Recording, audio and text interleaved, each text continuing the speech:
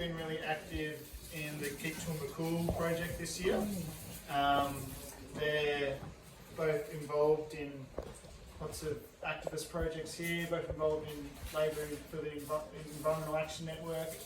So yeah, they're doing great stuff, and they happily took on the challenge of developing a presentation around how to engage youth volunteers, which was a request at our last member group gathering that would be a good learning area for our member groups, so that we can help them stay rejuvenated and have good succession planning. So take it away, give them a round of applause. Well, hello everybody. As you know, we're Zeta and Wyatt. We're here with obviously DDEC. We do some stuff with the youth labour movement, the Labour Environment Action Network, etc. As Ari's just talked to you. And yeah, we're here to talk to you about understanding young potential volunteers, so identifying their needs, considerations, and the challenges affecting young volunteers, and obviously affecting their ability to volunteer. So our key points for today. So the key points that we'll be focusing on is strategies to increase initial engagement, strategies to maintain engagement, strategies to increase involvement and interest, and just the key considerations of young volunteers. Yeah, first up we have the strategies to increase initial engagement. So the first and foremost thing is events for engagement. So events like this, events in the community, events that you can utilise networks and draw young people into.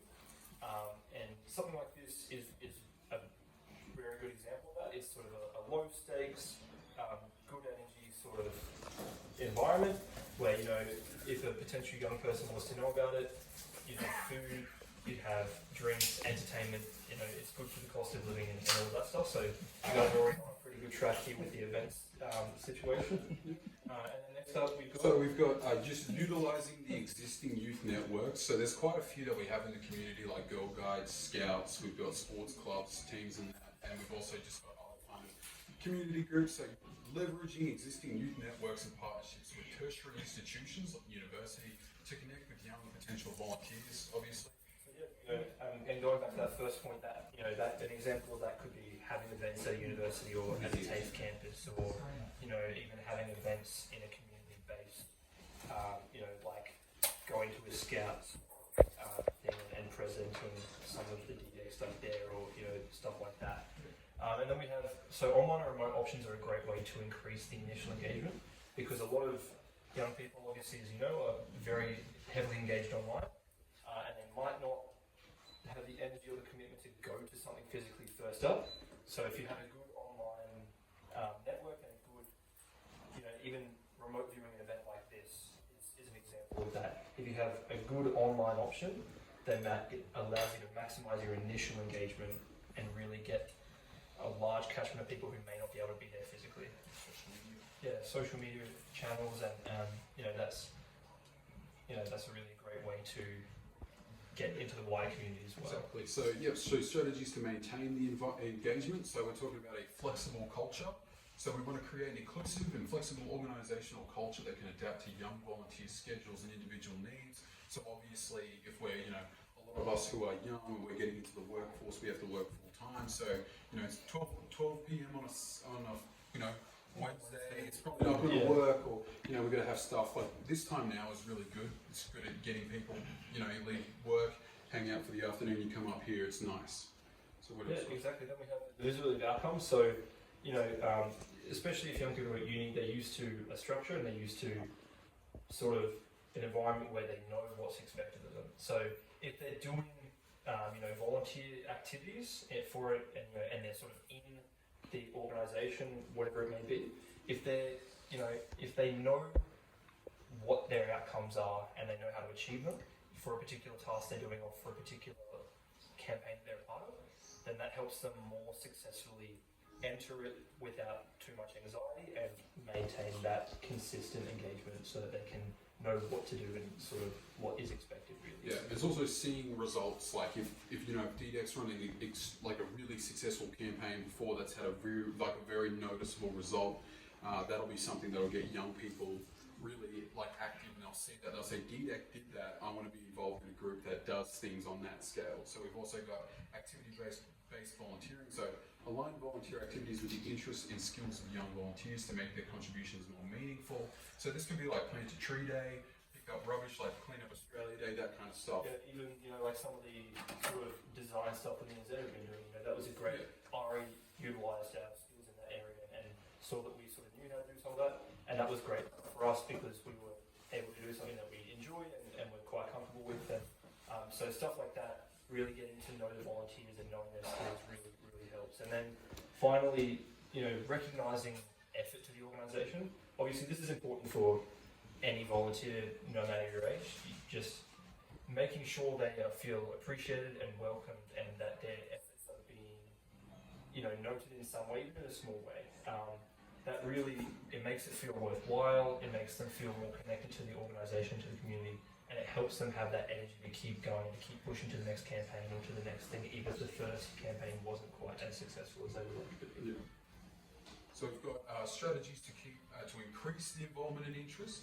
So personal connections. So getting to know volunteers individually, showing genuine interest in their lives and aligning their values with the organisation's values. So just being mates, essentially, being mates and being friendly, being connected, and making sure that everybody, it doesn't just have to be the young ones, but just everybody feels integrated and connected into the group. Yeah. And then, that also includes sort of like, just social catch-ups. There's a Richard in Labour Environment Action Network. Him and I catch up for coffees all the time, and it actually really helped me feel, more connected to that environment, and really just helped me navigate the new sort of environment there. So, something similar, not necessarily a campaign-specific meeting all the time. You can have sort of social meetings and that sort of thing to facilitate that connection. Then we have the sense of belonging, which sort of comes off the back of that, but it just relates to giving people a space and holding a space for people, for younger people here. You can give them particular roles that are their roles, or particular, things that they're responsible for, and that helps them really have a stake in the organisation and what makes them want to continue, really.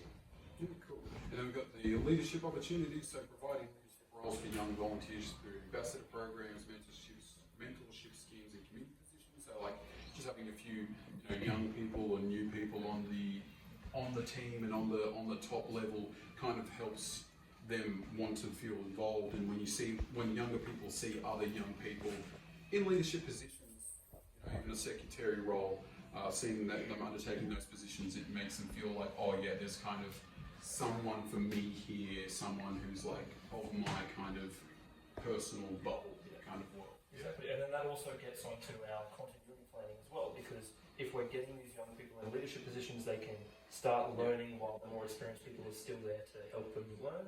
And then, over time, as the older members might have less of a propensity to help, or they might move away, we have a new network of young people able to step in as well and assist to a large capacity, and it just provides a really strong future for any organisation that you guys may be with.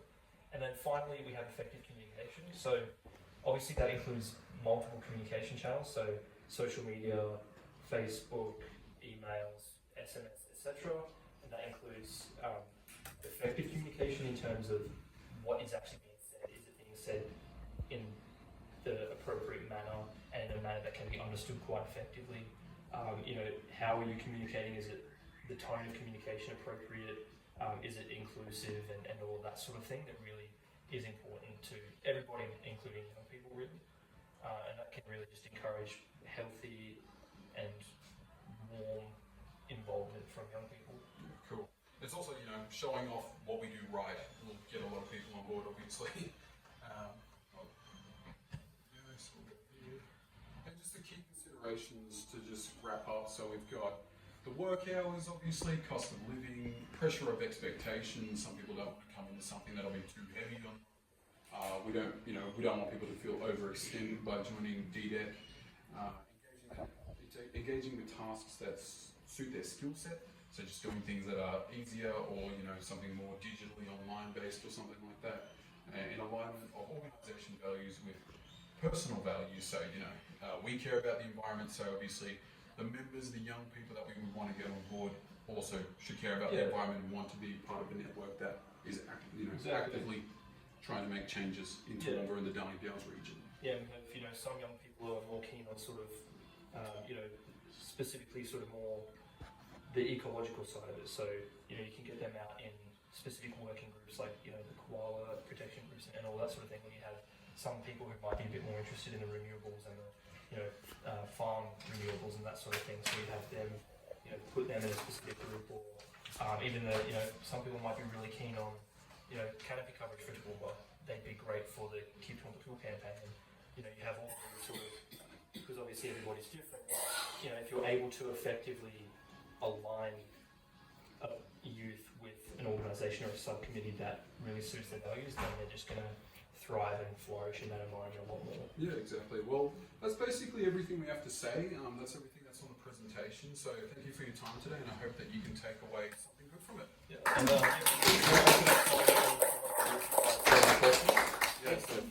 Any questions from anyone?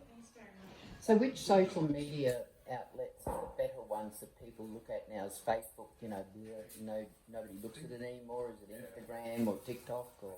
Yeah, I think Facebook is a difficult one because it's very hyper specific on what it shows you.